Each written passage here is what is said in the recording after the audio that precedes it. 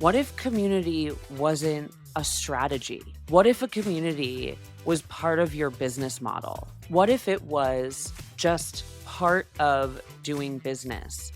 I'm Margaret Kelsey. I am Devin Bramhall. And this is Don't Say Content, created and produced in partnership with Share Your Genius. Huge shout out to our producers at Share Your Genius. Thank you so much. Thank you for believing in us early on, supporting and making this podcast come to life. And if you, dear listeners, are thinking about bringing an idea or your brand to life and scaling it, I'd recommend having a quick little convo with our favorite people at Share Your Genius.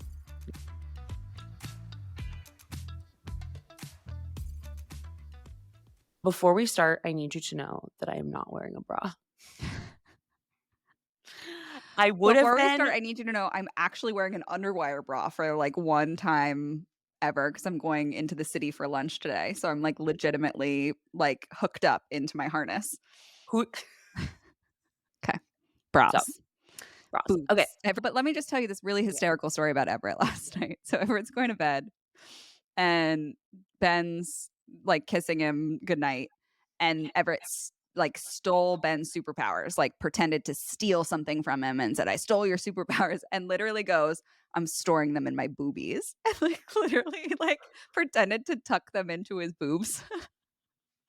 And we're like, oh my God, like 3-year-olds are so weird. You're just like, You're storing daddy's superpowers in your boobies? He's like, yeah. I'm like, all right, hopefully they give you good sleep, you know.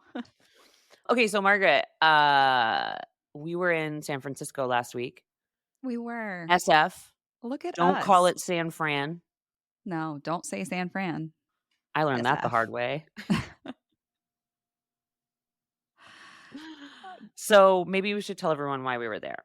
Yeah. When you work for yourself, you get to decide what is a work trip. And we decided that Startup Grind was a great idea for us to go on for a work trip. And it was. Let's be clear.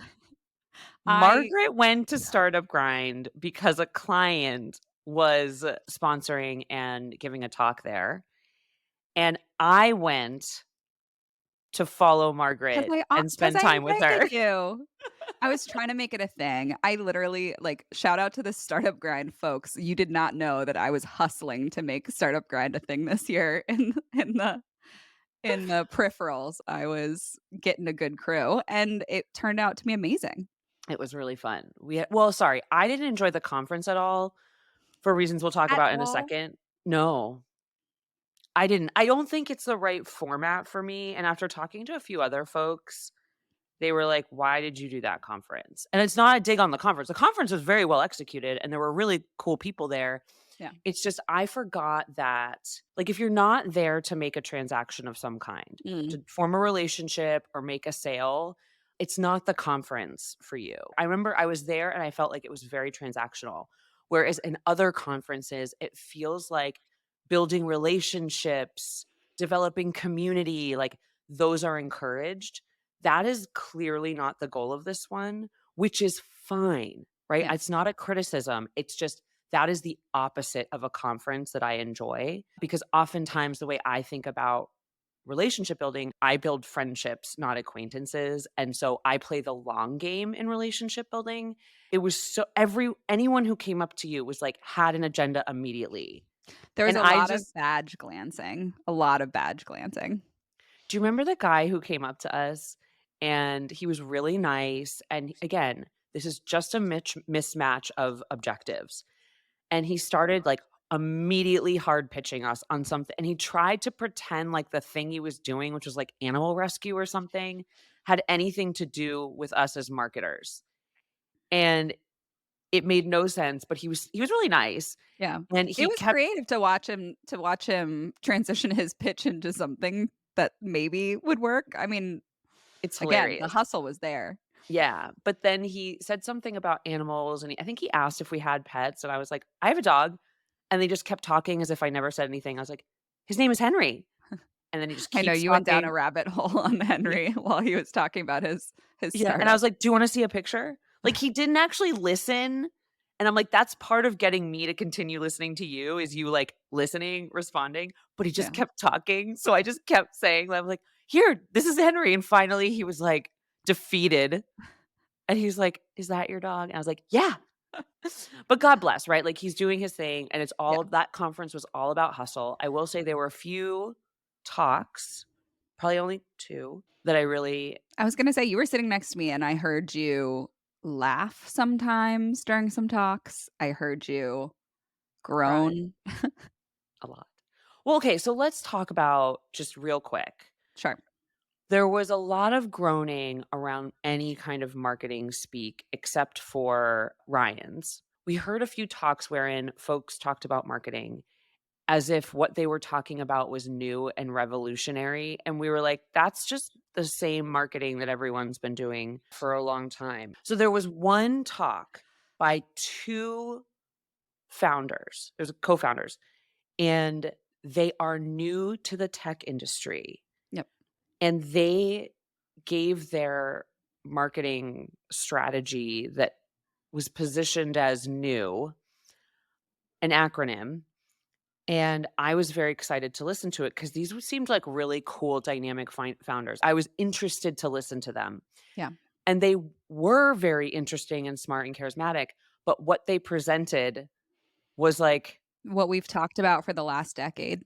yeah, There was like a level of what was it? Virality. There was a level of user experience. There was a level of like it was the stuff that I mean, again, like there was nothing wrong with the talk, but it just was like, yeah, like this is what we've been saying. yeah. But then you and I kind of looked at each other and realized, oh, if you haven't been in this industry for a long time, your understanding of marketing is different. Yeah. And so it made sense that to them it was novel.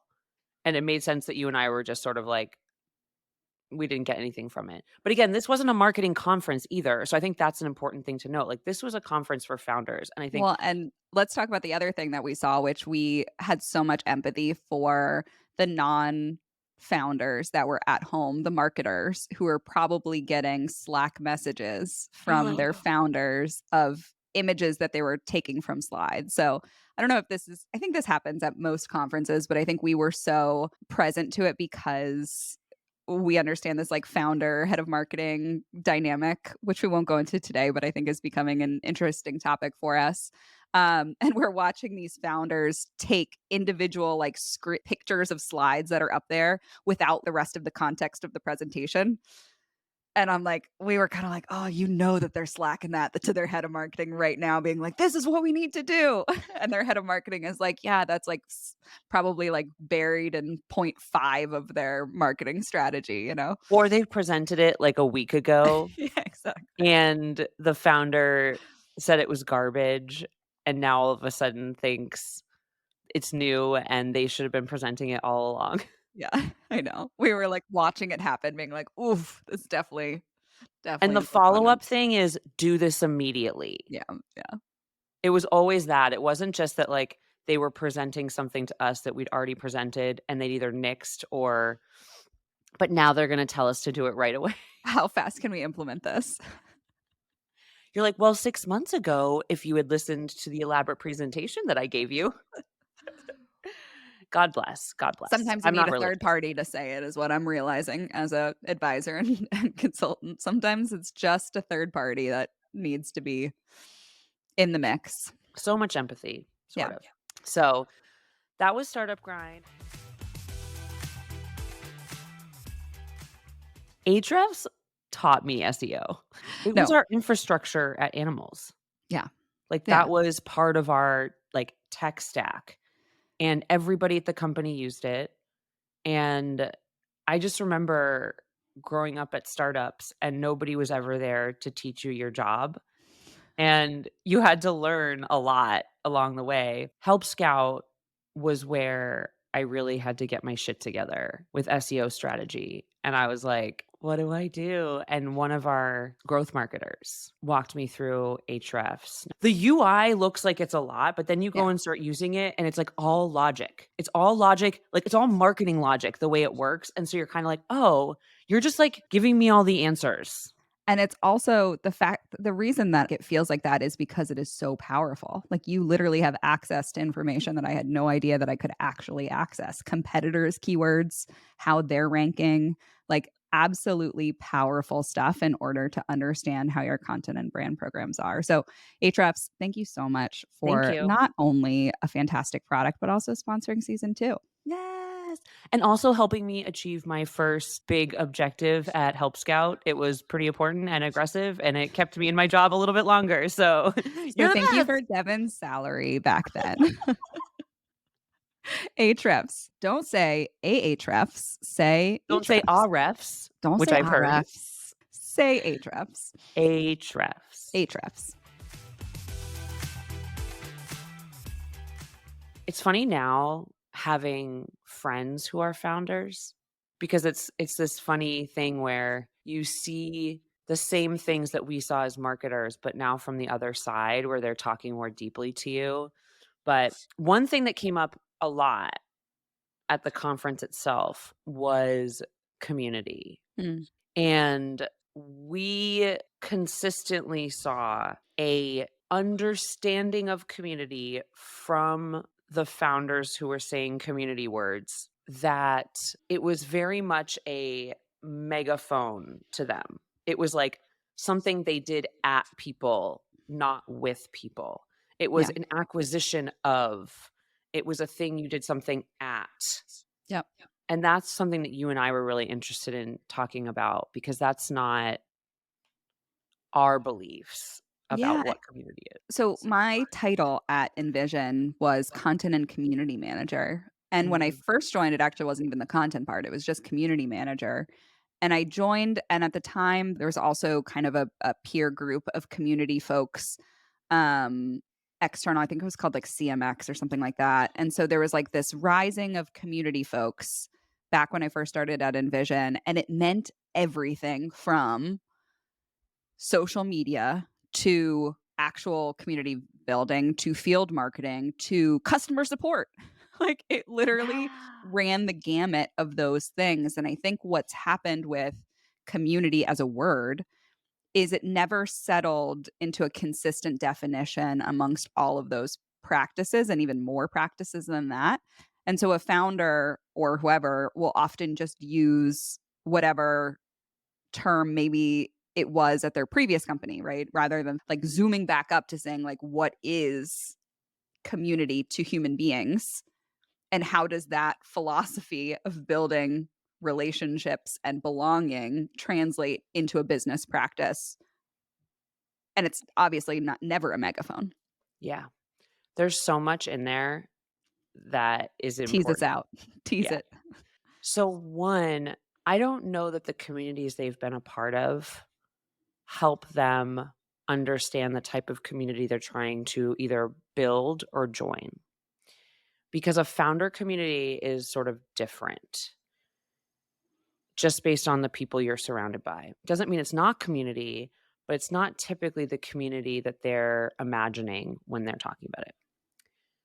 Going back to the beginning, I was a community manager at SpringPad. It was the exact same thing. In fact, back then there was a customer service management tool where it was external. So either the community could answer Mhm. questions Mhm. and my job was to moderate it. Yep. And so it's public facing and someone poses a question, the community can answer, and then the moderator can come in and sort of put their mega answer Either pin to refine it. it or bless an answer kind of thing. Yep. And that was how you did customer support in the world. Which makes sense, and especially in a PLG model where you have these free freemium users where you can't spend money for actual one-to-one customer support. And I think that's what we were seeing at that when we were doing it, it was right at the time where you needed some hybridization or some scalability of customer support because you had all of a sudden all of these free freemium users that you just literally can't pay enough customer success people to take care of, or account managers or whatever they were called back then. Yeah. And those things still exist. You know, Yep. I recently searched something for Apple, and they have their own forums. So they do Mhm. exist. They're a bit messier. I don't find them the most useful, but it does still exist in some form. I just think that format was really designed for user experience, and these ones are a little more transactional. And then you did customer support on Twitter because you Mhm. used to have a customer support. First, it was you just use the same handle for everything. And you did it everywhere. You had to answer questions on Twitter, you had to answer questions on Facebook, which is still the same, but back then it was all public. Yeah. It was all public, and so there it wasn't quite as organized as it is now, and I think as these platforms became more sophisticated, they developed more tools to help people manage, and so what happened was instead of the brand being one whole human under one handle, you started separating it. It was like Spring Pad support, Help Scout support, which none of this I think is necessarily wrong or bad. It's just interesting to observe Yeah. because once it became support versus the brand, I actually think that's an important break that might not have served us as well as possible because now the customer support folks are bearing the brunt of the anger Mm. on behalf of the brand, and they're kind of solving it themselves as if like they're their own entity. And now the brand is kind of over here, and the customer support folks are responsible for making the brand the hero by fixing the problem.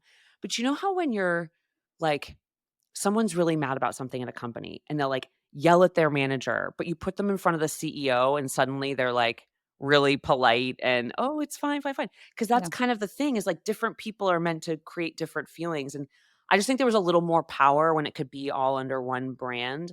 I know Yeah. that's not really possible now, but I do think that was something that was a little bit lost. And those are the types of things that those little tiny nuances are where a lot of companies right now are missing the mark on community. Community is about nuance, it's about, like, almost an inefficiency at first, Mhm. and then it becomes programmatic. So the more you Yeah. invest in these seemingly unscalable things, what happens is if you build a really strong, robust community, and I saw this a lot at Cisco, Cisco really has these, like, robust communities around it, and it's because they facilitate and support them. The community runs itself, and you have a free programmatic evangelism tool. Well, you have a captive audience of your primary target audience, right? You have like literally a pool of everyone that you want to market to. And I think you hit the nail on the head of like the reason that I think founders get this wrong is because they can't break their head out of scale mode, efficiency scale mode, because you're so right, especially the beginning of community. Everything is unscalable. Everything is slow. Like we think that marketing gets a bad rap because we think that like it's hard to change human behavior at scale, and that's why like founders. That was what we talked about last season, and like that's the biggest rub of like why marketing doesn't give the time get the time to do the things. Community is like even worse, right? Like it's like at least you can do some things to scale marketing pretty quickly. Like community is very slow. And so I think that's a really interesting point that you made. And then I think the other thing as I'm thinking about it is like when you like communities of your target audience of your customer base already exist, right? There's pools of these folks congregating already out there. Have more robust pools than others. Some just don't really talk to one another. But like communities already exist in the world, and the idea is like you can first understand that, identify that, and show up and be valuable to those communities. And then the second step is building your own. And I think that's the other thing that starts to get confusing is it's like, well, like we have a company, we've heard this idea of community, so we're going to build our own community without first going and almost doing like a market analysis of the communities that exist. Like, how are these taking care of our customer base already? What is still missing? What could be more useful? And can I create a community around that thing rather than just like, oh, and I have a community too? What you're getting at there is the issue of timing. If you're at the point where you are saying, "Oh, we should build this community and let's do market analysis," my opinion is you've started too late. And that's okay, right? And you can still do it that way. That's a brilliant way to do it. But I think there's a way to do it in a incremental way if you start from the beginning. And I have an example from my very first startup job at SpringPad. I was working in customer support. SpringPad was a productivity tool, a very robust productivity tool in the days of Evernote and, when all of those were first coming up. And before we added features, major features, we would create beta versions that the community could test because the productivity community is very. They're early adopters, right? They want the thing first. Yes, yes, yes, yes. Those are the enthusiasts. Mhm. They're very opinionated. They care about it as a practice. So I would, through doing my customer service, and often this was a tactic to turn haters into lovers, where we had this one guy who was always writing in, complaining, and he was always so frustrated. And finally I said, "Hey, do you want to be a beta tester for new features?" And gradually did that more and more, right? And so when we'd have these beta tests, I was in charge of not just getting them to try it, but then deeply like corresponding with them about their feedback, Yeah. even if we weren't going to apply it. And what happened is they started to feel like stakeholders. And this community started to build, and I was very active. They finally just started writing me directly. And we give them perks, early access. They could then share it with their communities, et cetera. Over a very short period of time in which we were doing other marketing activities to grow, this community got so enthusiastic that they created, this was back when Google had what was it Oh, called? yeah, I The Google remember. community. There was like a They Google community. And they did a couple versions of it too. It was so bizarre, Oh, they but really people limped did it use along. it. Yeah. Because if you're like a Google Android enthusiast like that, they were very excited about it and Well, they they're adopted also it. so powerful that they were, like, prioritizing things. Like, I remember if you posted something, like, you would post it on LinkedIn and Twitter, and if you posted it in the Google, whatever it was called, like, Google would rank it better in search. So it was Yes. like, I was using it as just, like, a hack of, like, nobody even read the thing when I would post it in there, but I was like, "Well, Google will do something nice for me if I use their silly Google tool." You're really pulling out the memes, Devin. I feel like I hadn't thought of the Google whatever what was it called? I don't remember. This is actually really funny. What was that thing that Google tried called social media? Google Plus.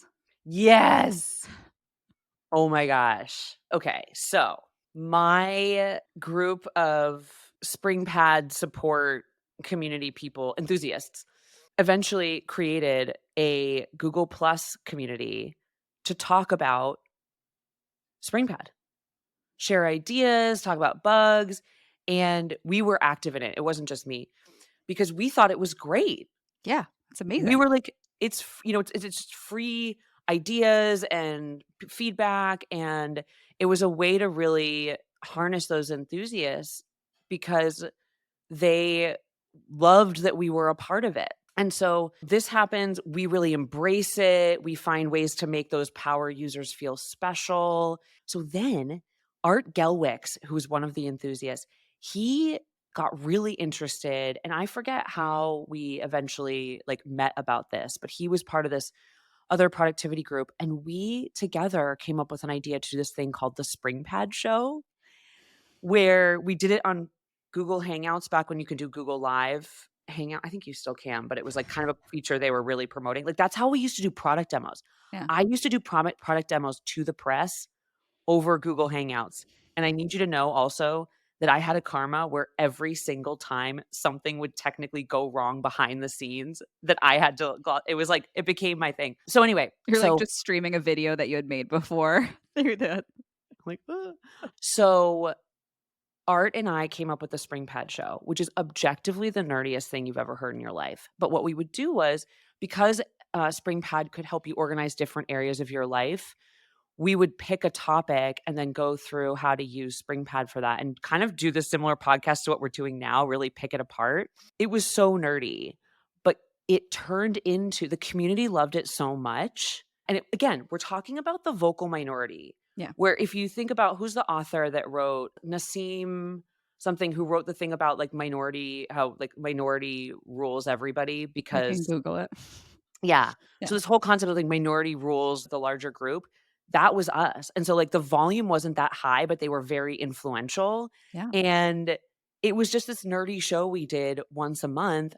The company embraced it. They were like, "Sure, this sounds interesting." And it got to the point where we ended up developing a program with famous productivity people who then came on and I would interview them for the show.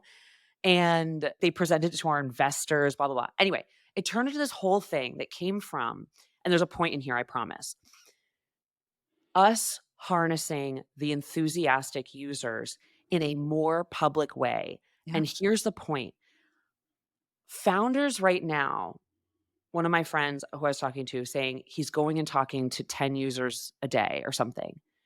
The problem is when you keep it segregated like that, he's gaining a lot of information, but they're not Yeah. in the same way. They're not hyping each other up the way that they can in a public forum.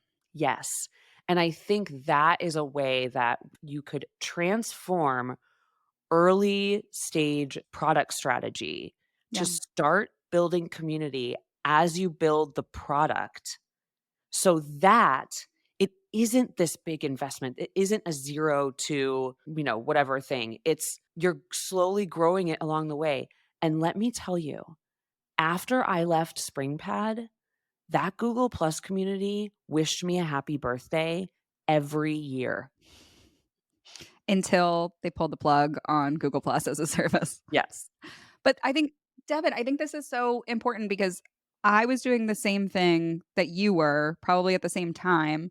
But for me and at InVision, it actually wasn't about the product at all. It was all just like design stuff. And I feel like you're talking like it was very like product users and power users. We actually went the opposite approach, not the opposite approach, but we went to like maybe designers that had never even heard about us before, right? Mhm. And like going to those types of folks and saying, "Hey, what are your thoughts on this thing?" And then I would wrap it up into a content piece. And then to your point, eventually it became that we had so much inbound interest for these content pieces that then it was like, oh, well, I need another offering. So we did a show. So it was called Design Talks. And I would have really interesting designers come and do a 30-minute presentation. And then we would open it up to Q&A. But it was at the time when like Q&A was still rough in a streaming app. So it'd be Q&A on Twitter. And then they would all use the same hashtag. So then they could kind of see what it was. They could see who was there. People started to come religiously, whether it was like once every week, once every 2 weeks, to the point where you're like, yeah, I had this guy that always wrote me an email afterwards being like, "Hey, Maggie." I'm like, I've never gone by Maggie in my entire life. It would just be like from like Brazil would just like email me every time and be like, "Hey, Maggie, great show today." But it was so consistent and so nice. And I think that it's really funny that we were both kind of building the same program. We were building one that we probably could have made it more product focused. And I think there was probably later teams at InVision that did bring it more into the product a little bit. But we I were don't just think like, that's necessary. I think it's really fun to not do that because I'm somebody that likes to work at product companies. I kind of like to build marketing that doesn't really attach to the product at all.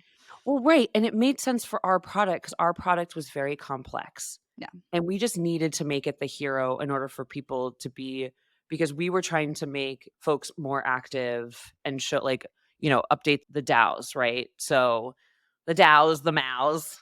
So yeah, community doesn't have to look like one thing. There's so many different approaches. There's so many, HubSpot did it through education and certification. Yeah. And how that all comes together in my brain is, what if community wasn't a strategy? What if a community was part of your business model? What if it was just part of doing business? And so you're not thinking about customer support versus marketing versus product. Instead of community sitting over here as a tactic, community sits up here.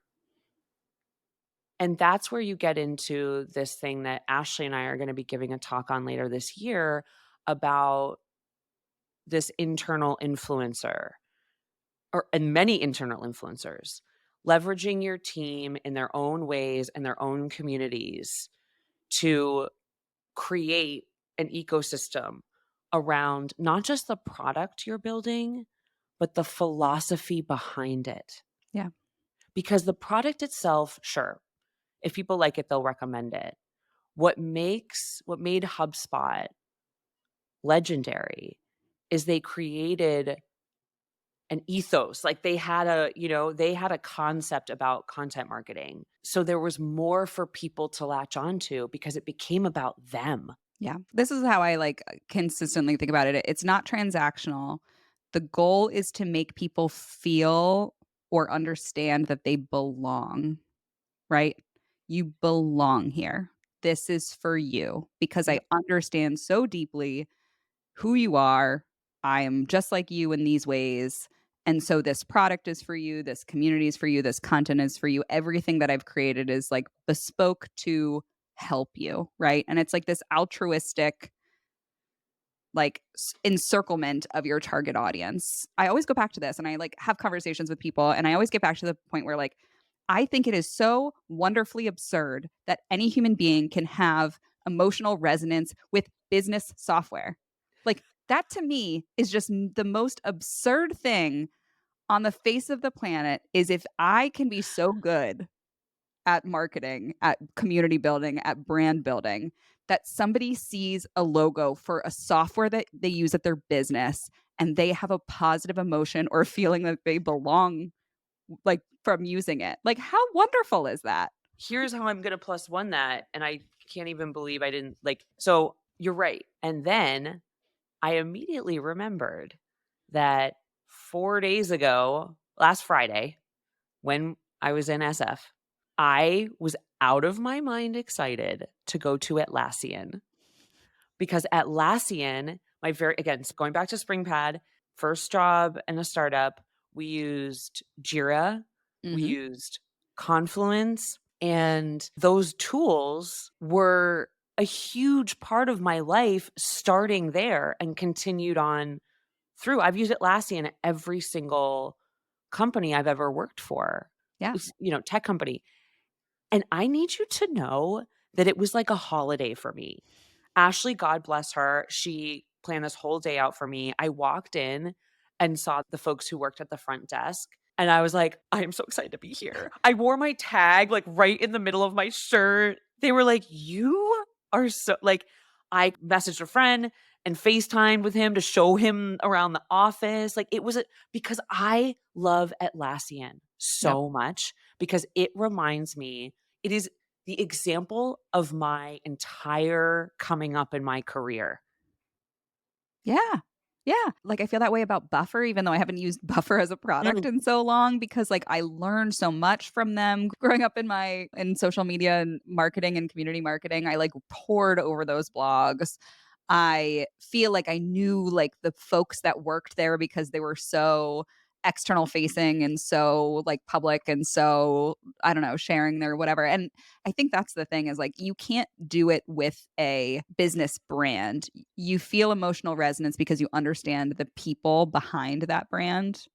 And And so Buffer like was really good at that, yeah, so or good at is that. really good at that. Yeah. Zapier's another one. Yeah. Mailchimp, Customer IO. I never ever got to use Customer IO. I tried to implement it at my company and at a company I worked for, and the founder killed it in the launch meeting after months of planning, but they taught me so much about email marketing. And yeah, there's so many brands like that that I feel home with and totally still fangirl over, even though I'm not you Trello, Oh, Trello. So good. which Atlassian bought. So I was like, now you're I bringing know. all my Now favorite you're like, things I love you more, together. Atlassian. But this is the thing, Devin. The funny thing is, like, you haven't mentioned any companies recently. You're mentioning all the companies from like 8 years ago that really understood community and built like how have we forgotten about this? Yeah. I think Slack does a pretty good job, even Yeah. though I don't mention Slack only because I do not like online communities. I think they're wonderful, but I'm more of an IRL participant. That's where I get energy. So online communities zap me, including Yeah. and even internally, using Slack really zapped my energy, even though I think the tool itself is wonderful and very community driven. And I've been to one of their events here in New York. Like I do think they do a good job on the community front. Yeah. But yeah, there aren't there because I think too there's this thing of like when we were coming up a lot of these tools were maturing at the same time, along with the developments in the tech industry itself. So we got to see them evolve. Yeah. And that made us feel, or for me at least, that made me feel more a part of it. I had a thought recently that it isn't fully formed yet. Hey, Devin, do you know what the best part about our show is? Tell me. We make so many new best friends that hang out with us every week. It's kind of weird that we don't see them hanging out with us every week, but we really, really appreciate the folks that do. And so if you want to be in our lives and us in your ears on a weekly basis, I want you to go and find that subscribe button wherever you are listening to this podcast, and let's be friends forever. And please rate and review because it really helps support the show. We love you bunches. Obviously, we've been hearing a lot about AI. I was going to be silly. I was going to be like, give me that lump of clay and let's turn it into a beautiful piece of pottery. Yes. Yes. Well, it's art, which you're doing a lot of. So that's important. I actually used to do pottery. So the clay thing really works. The clay thing really resonates. Yeah. You created give me that resonance. lump of clay. You created resonance with clay. So everyone's been talking about AI, and we've already addressed the various narratives around AI. Yeah. My experience talking about it, listening, speaking with folks who are harnessing it, I believe that AI has the potential to build a strong community around it, similarly to the way that we did at SpringPad, because it is something that a lot of people want to use but don't know how yet, and I am one of them. I was asking Ronnie Higgins the other day, we were talking about AI, and I said, you know what? I really want to experiment with it, but my biggest problem is that I don't know how to prompt it. I don't know how to get what I want out of it. There's so many tools. I think that if you're an AI company, especially in the marketing world, that there is a huge opportunity to build a community that's really freaking fun. Because I've had folks present prompts that describe me and then read it back to me, and I couldn't believe how uncannily accurate it was. And there's a lot of play to be had. There's a lot of creativity to be had. And if you are an AI company like Writer or Jasper might already be doing it. I'm just not. P.S. I'm not super deep in this community, in this ecosystem yet, so it might already exist. But you could harness the enthusiasts to help lift others up who are trying to adopt it, and thus create a huge community around you and your product. You're the opportunity to be the, HubSpots, the Atlassians, the MailChimps in the world who were bringing they were bringing us content marketers along as the content marketing industry was maturing and evolving, and the tools were changing constantly. Google Plus is here, it's gone. Facebook, it's personal accounts to spread your business. Now it's business account, right? I think that's a really interesting thing that could be like, when I think about an AI community for creatives, I think about a carnival. Yeah. Well, I think this is the thing too, is this idea that like a lot of early innovation looks like play. And I think it's like this nice overlap with community because human beings like to play. It's like that also gives you that emotional resonance of like, I want to do this. This feels fun. I'm interested. I'm willing to like put time and effort into this community, not because I'm thinking about like, oh, I have to do time and effort in this community, but like I get to go play here. Like I want to go play. And I think that's a really interesting spot to live at, is in this play place. And that's often a lot of innovation actually comes from things that look like toys originally. Like the first thing is a toy, and then eventually there's a use out of it. Yeah. That whole concern about AI being the primary content source in the future, I don't think about it that way. Like, I think that's just like a way of thinking that I'm not particularly interested in, and I don't think matters, because I'm the perfect example of, I am an external processor. And so often the content creation process for me. No. Really? Oh, So that's perfect. I know, I know. She I is want to scream. self-aware. Yeah, We love a a little. self-aware queen. Let me tell you something revolutionary I about know. me. I don't know if you all know this about me. Uh, So I'm an external processor. It is very hard for me to just sit down and write something. I'm a very slow writer. And one thing that's always one of the reasons why Help Scout was one of my favorite places to work was because it involved a lot of collaboration in all different areas of the creation process. And since I was the director, I was often molding other people's clay Mhm. or working with others to mold a piece of clay, right? Yep. There was a substance already there. And that worked really well for me because I work better when there's something already out there. And so AI to me is a great way for me to sort of take a bunch of thoughts I have, use that to put it into a coherent thought, and then break that apart into the thing I'm trying to say. And I even had my version of it yesterday where Christina Carson, she's a marketing consultant. I hired her to help with some of my personal consultancy stuff and some don't say content things. And yesterday we were workshopping our YouTube titles and descriptions to optimize them better for search and discoverability. I wrote faster and more efficiently in 1 hour with her just going back and forth. Mm. What we did would have taken me an entire day, and I probably only would have gotten one title and one description done. It's so efficient, and that's how I think about one of the many opportunities of AI is it's not even about the source material. It's about something that can enable me creatively Yeah. and potentially help me think of even newer ideas than I spent all day trying to get my own thought out. Yeah.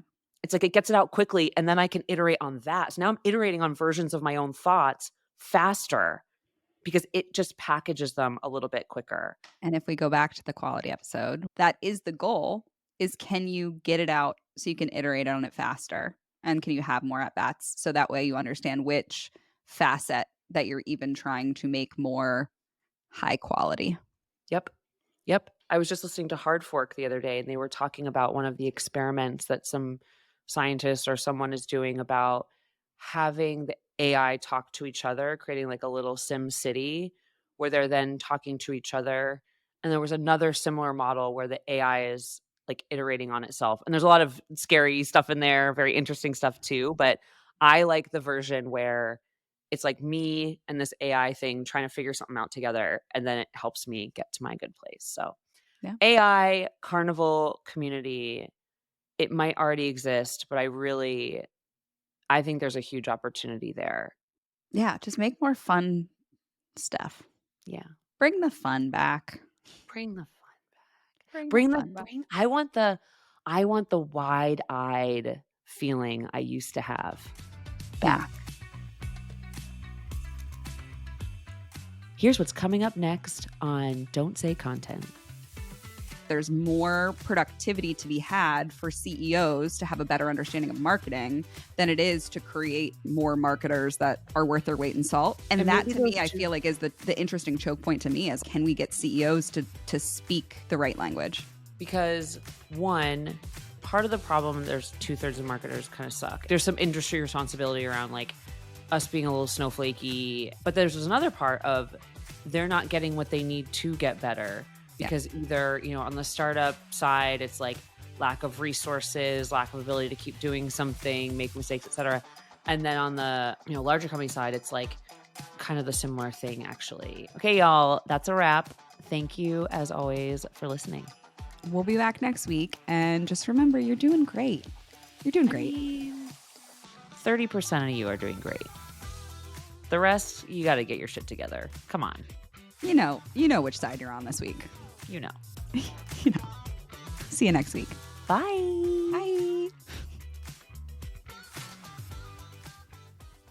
Boom. Come sit down by the fire, youngins, and let me tell you about the time that Google tried to make a Facebook.